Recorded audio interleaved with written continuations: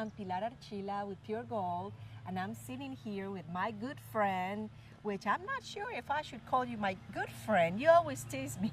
Well, Raymond Joyce. well, got to keep it lively. Yes. I actually enjoy when you tease me. Yeah. How are you today? I'm good. How about you?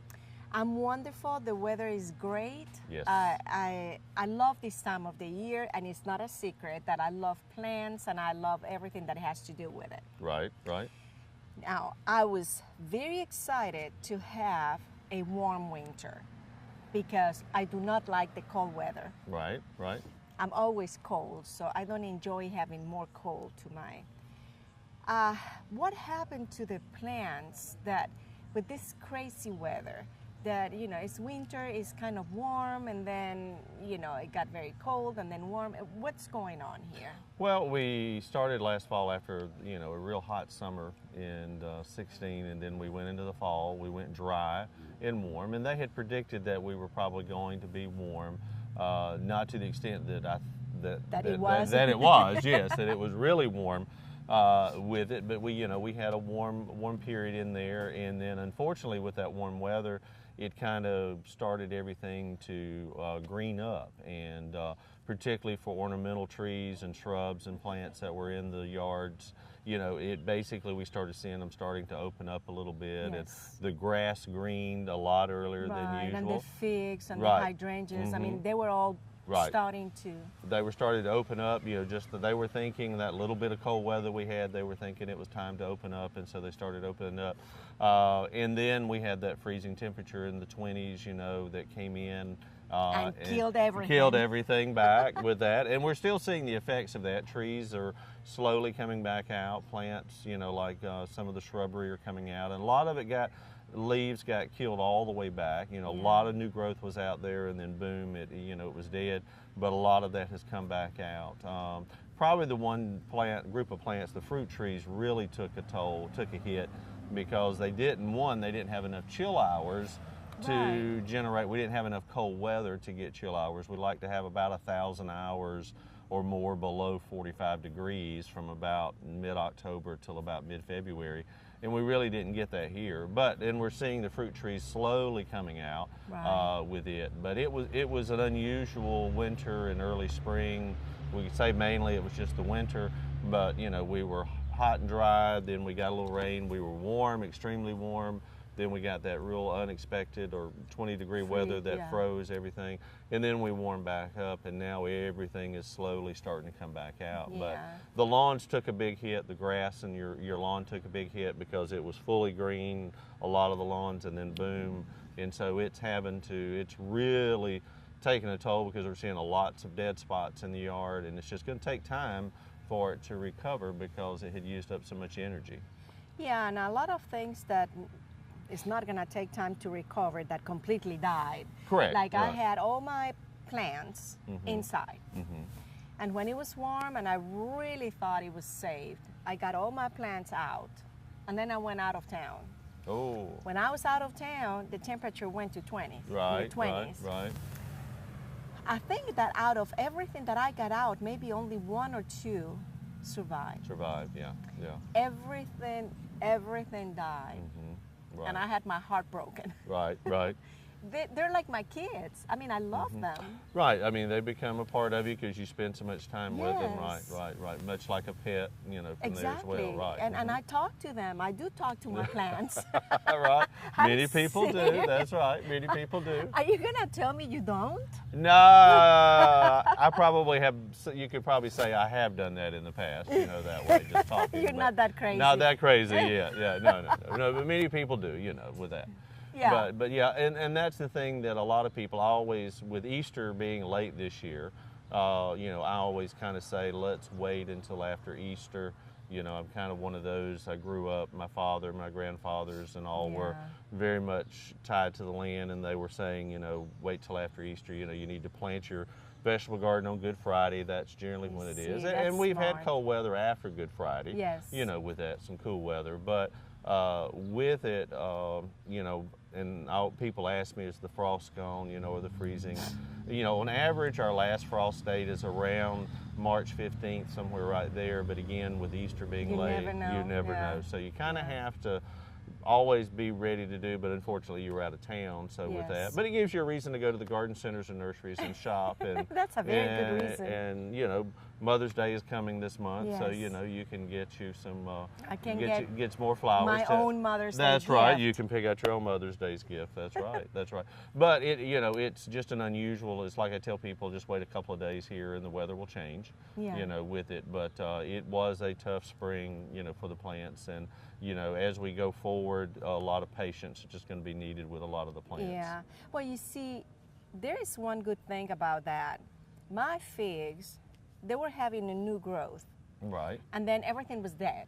Right. It killed everything. Right. But when everything start coming back again, it's like 3 times more growth than Mm-hmm. before. It was like if you had trimmed those figs. I don't Right. know, but now, I mean, they're just amazingly gorgeous, more than before. Before, right. So I guess they like the fact that it got very cold. I don't know. Well, you have the plants, or the Creator did a really good job. Good Lord did a good job, and there's backup buds. You know, with that one bud that came out early, got killed back. There was a couple of buds back there hidden that were kind of asleep, and then suddenly, you know, they recognize, and it's all dealing with hormones in the plant and things like that. It triggers and says, okay, the terminal bud is gone. One of us have got to take over, so it takes over. And a lot of times you'll get just one bud that'll replace it. In your situation, the way you're describing, multiple buds opened up, and you'll get that. And you can just do, you know, some trimming, you know, to take a few of those out, or just leave them all and see what happens. To you see know, what's going on. because I've already seen on some figs already a little bit of fruit already appearing on some of Yeah. the fig plants and all. But a lot of the shrubbery that was injured, the biggest thing is to be patient with it. Right. Excuse me, be patient with it. And a lot of it, like Indian hawthorn at the house, I did not prune any of it. And now all that dead growth has just fallen off, and you know, the new growth has come on. Yeah, talking about pruning, the same thing happened with my azaleas. Mm-hmm. They were actually very early, Correct.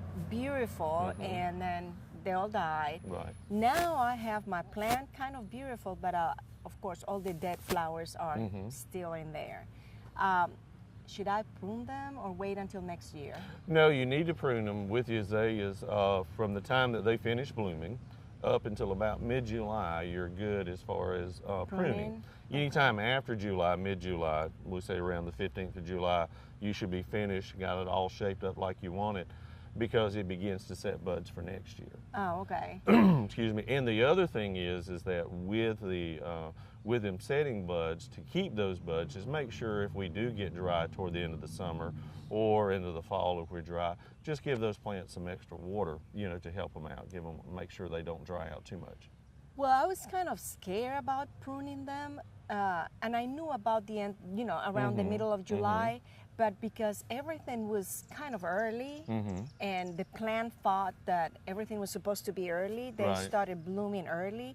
I thought that maybe if I prune them, I'm gonna kill the buds for next. Oh no, season. they don't set buds until after July, Okay, mid-July. even they start. if the whole thing was kind of early and crazy and Yeah, hot right. winter, okay. Yeah, you're good. I mean, basically all the buds that you see, the flower buds particularly, all of those are, you know, they won't start setting until after late July, mid to late July.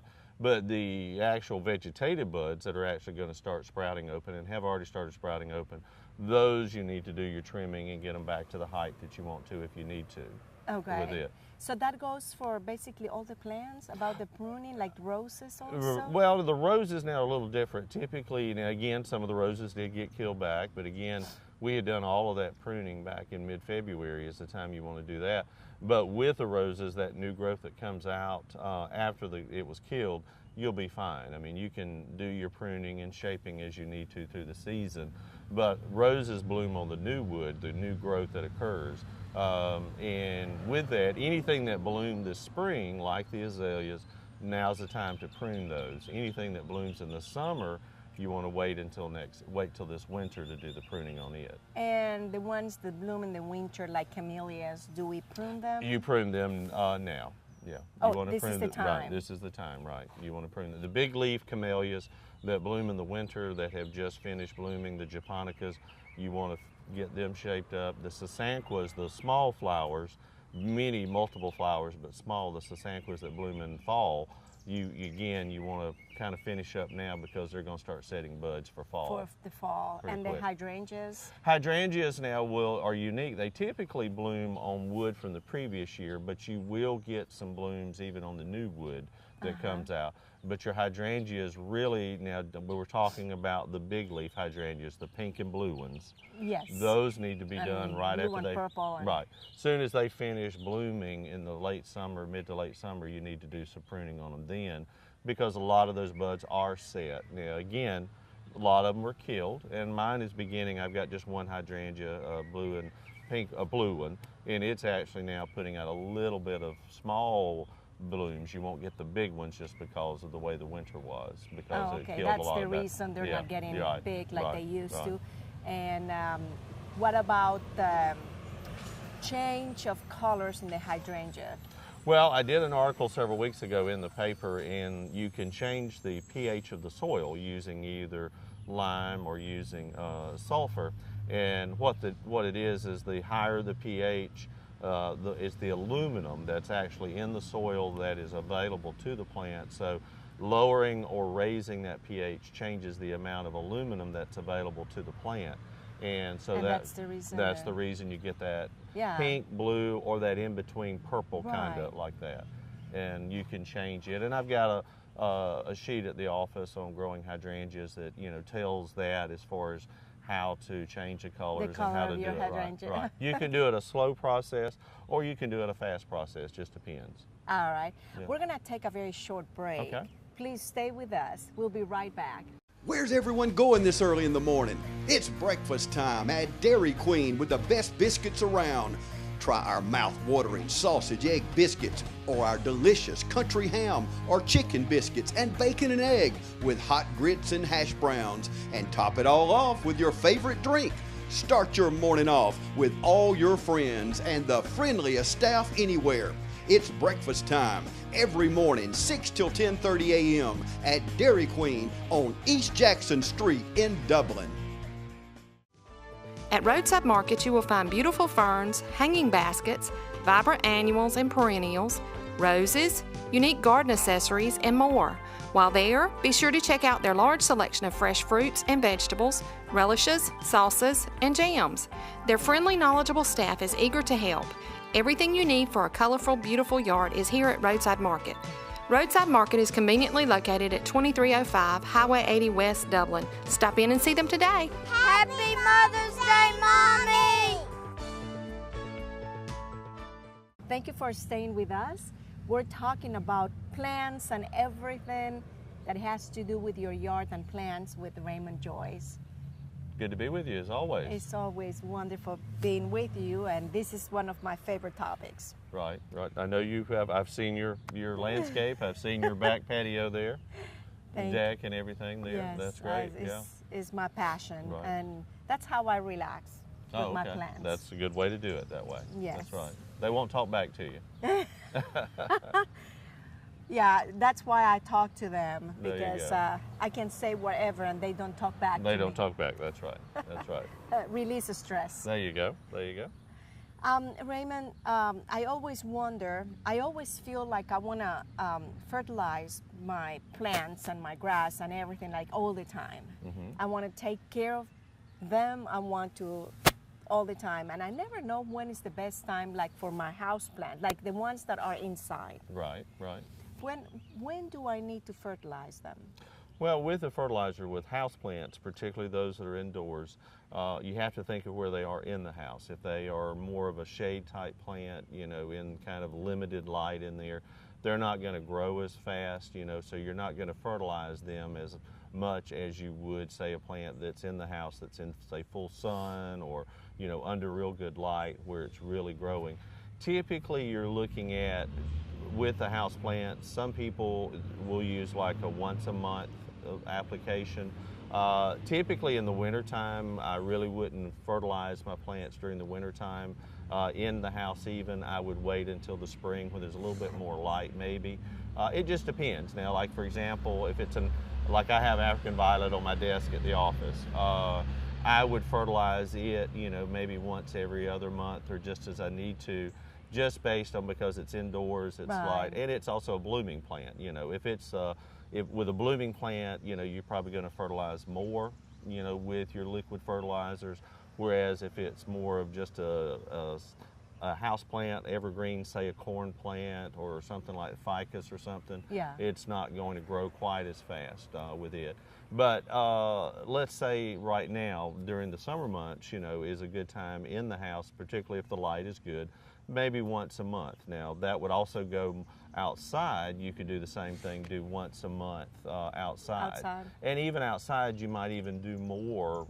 You might even do once every 2 weeks with some liquid fertilizers, but typically most of the time once a month is that, right? And it's according to how much growth you want off of the plant as well. And you got to consider, like I said, the lighting in the house, but outside this time of year, with you irrigating more because the plant's outside, you're going to be watering it more. Also, you're going to be getting rain, so a lot of that fertilizer is going to wash out. Right. Now you mentioned ficus. My ficus died. Uh-oh. I brought it outside. Oh, that's right. And that was one of the plants that I loved and died completely. I mean, dead. I've been still watering and hoping, that something is still alive and it's going to come back, but I've been trying and it's not working.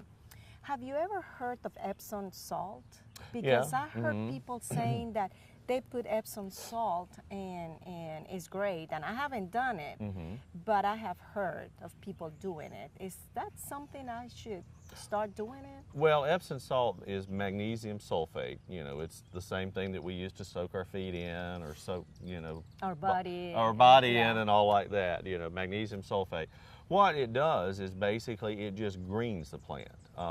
That's a trick with ferns that you can do, is actually take magnesium sulfate and mix it with water and pour it on the, water your plants with it, and it will make them greener. It really doesn't grow them like nitrogen does, but it just kind of makes them green, with it. But you just have to be careful. Again, all the fertilizers are salts, so they're taking, if you put too much on there, you can burn the roots. Just like if you put too much fertilizer on your house plants, you can burn them as well. And occasionally, if you are one who wants a lot of growth and you're fertilizing your house plants a lot, every now and then you just need to use regular water. Just flush out the water, the salts in the soil, just flush it out. That's the way the most greenhouse growers grow plants. They fertilize every day, and then a little bit every day, and then at the end of the week they flush with water. They just use clear water just to flush out all those salts, so that it doesn't burn the roots or cause any issues. But going back to the Epsom salts, it's a good way to kind of green up your plants without causing a lot of growth. Yeah, this lady told me that she puts the Epsom salt like not close to the root, but she buries a little bit on the side.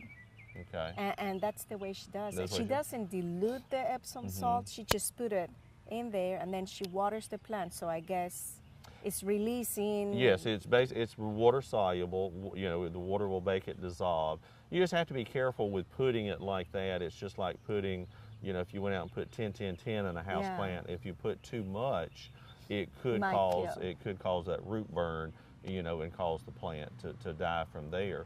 But one of the ways that a lot of gardeners will do is just take Epsom salts, mix it with a gallon of water, probably from a teaspoon up to a tablespoon in a gallon of water, and then just pour it till it flushes out the bottom that way.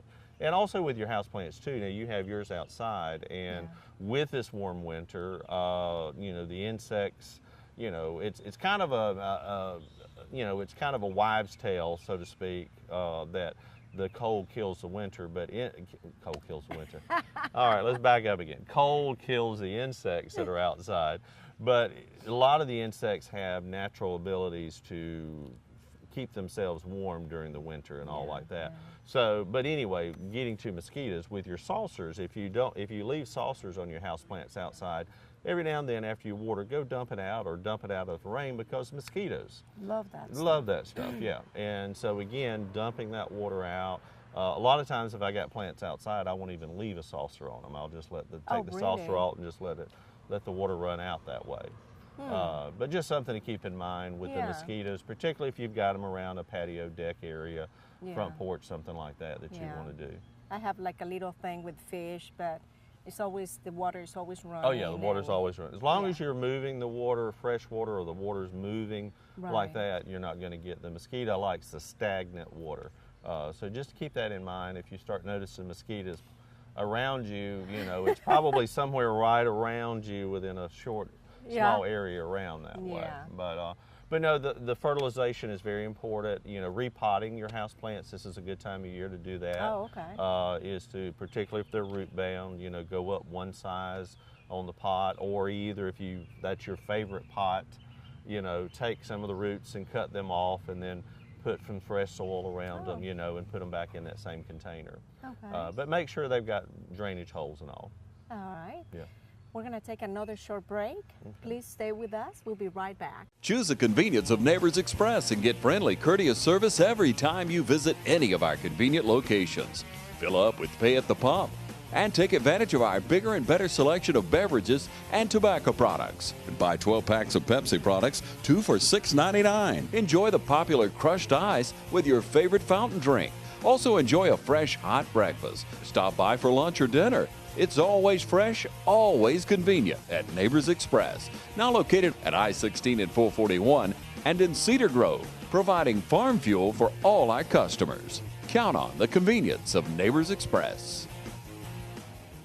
If you're suffering from a non-healing wound, we have good news. The Downtown Dublin Wound Center offers advanced treatments, experience, and state-of-the-art technology, including hyperbaric oxygen treatments for healing most any wound, even those that won't respond to conventional treatment.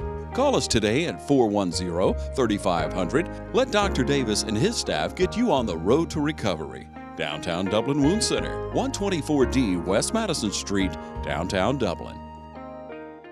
Thank you for listening to us, and I'm here with Raymond Joyce.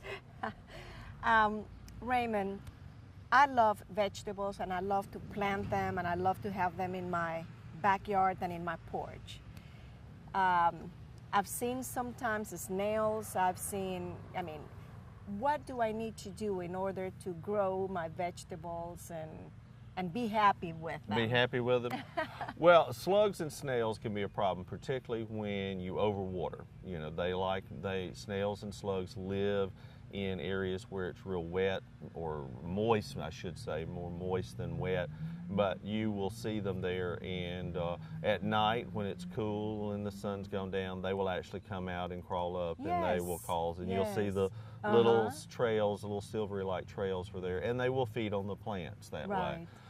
The best way, as far as something that is not using a pesticide, you can actually take cardboard and wet the cardboard and lay it down, or put strips in there, lay it down on top of the surface of the soil, and after they have their feeding frenzy at night, they will crawl up underneath that cardboard. And then you go out the next morning, and flip it over, and just lift it all up and throw them in the trash can, and get rid of them that way. I have known people to take beer, and put it in a little small saucer and make them drunk. Make them drunk. It's actually the yeast. Hey, what a way to go! No, you shouldn't say that. People will call me. No. But the yeast in the beer actually attracts them, and they'll get in there and get caught that way. If you wanted to use more of a pesticide like a slug and snail bait, but you don't want to put it on your vegetables, and we wouldn't want to do that anyway in many cases because of the labeling. But you can actually take a soft drink bottle, like a 16-ounce, 12-ounce soft drink bottle, cut the top off, like you were going to make a funnel, or you were going to use the bottom, and drop a couple of pellets of the slug and snail bait in that bottom part of the container, and then take the funnel part, or the screw top part, turn it upside down, and push it back inside, and then tape or either staple it there. And what will happen, you can lay it down, and the slugs will actually crawl in there, or the snails will crawl in there, feed on that material, and they can't get out. They cannot get out. Right. And when it gets full, or you get tired of it, you can just toss it. That made me think about, I hate gnats. And they drive you crazy. Right. And those fruit gnats or whatever. Yeah, the fruit flies, yeah. Oh my yeah. gosh. Yeah. But what I'm doing, and it works like magic, I have a little recipient with apple cider, Right. couple of drops of dishwashing liquid, and it's amazing. They just go like Right, right. immediately. Right. They love that stuff. Right. And I'm happy. You're happy with that, yeah. And yeah, the fruit flies, yeah, a lot of times they come in, you know, on fruit that we buy, you know, and things like Yeah. that. And but yeah, some of those like that you can do that will attract them. I mean, they will go in and, you know, and basically just drown, Yeah. you know, from there. And there's a lot of those neat little tricks that you can do like that to get insects. Do you have any more tricks? No. And gnats, now that's just a part of the South. It wouldn't be the know. South It without drives you below the crazy. fall line, you know, without gnats, you know. But Oh, but you can go the other side of Milledgeville and there's no gnats, and you come back on this side of Milledgeville and there are. I and did there are not gnats. know about the other side of Milledgeville. Well, I mean, it's the fall I line. wish I had known that before. Before you moved here. No. No, I'm just No, kidding. no. I will not change Dublin No, for no. nothing. No, it's the fall line. Yeah. From Columbus to Macon to up to Augusta. You know, above the fall line, you know, there are no gnats, and then below the fall line, there are gnats. And it's just It's nice to know that. Yeah, and it's just if you figure that. But there are, you know, a lot of natural repellents that you can be. There's a local company here that makes the Yes. repellent, Right. and I have used it on a number of occasions. You know, I keep a bottle in my truck as well. And again, the other, you know, there are other insecticides, Ways you know, to get repellents rid that of you them. can get rid of and keep them out that way. That's right, with it. Somehow, the time flies when I'm sitting with you. It's just amazing. I have so much that I want to talk to you, Right, but right. really, thank you so much. I know you're busy, and here you are sitting with me. Well, it's Thank my you pleasure, so my much. pleasure, and thank you. And if people have questions, they can call the extension office here in town at 272-2277. Yes. And if I happen to be out of the office, just leave a message, and you'll return I'll the return your call as soon as I That is can. wonderful. All right. Well, thank you so much, and thank you to all of you for watching. And until next time.